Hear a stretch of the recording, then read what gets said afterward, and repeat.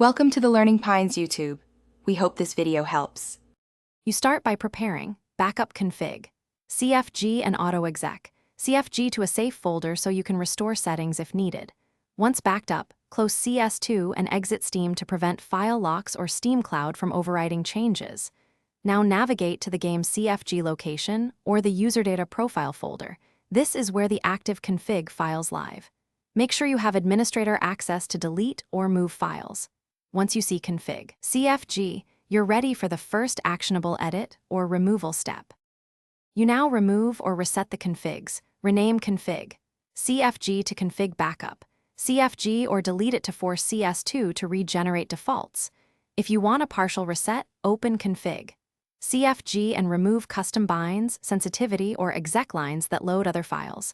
Make sure AutoExec CFG isn't reloading settings. Rename it if necessary.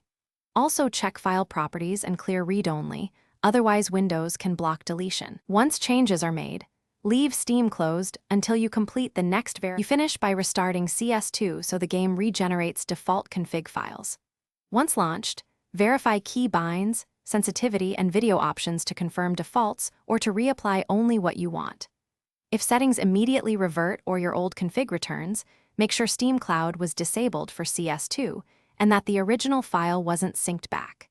If deletion fails, inspect file permissions and remove any read-only flag, then repeat deletion. Make sure to restore your backup only if you want specific settings back.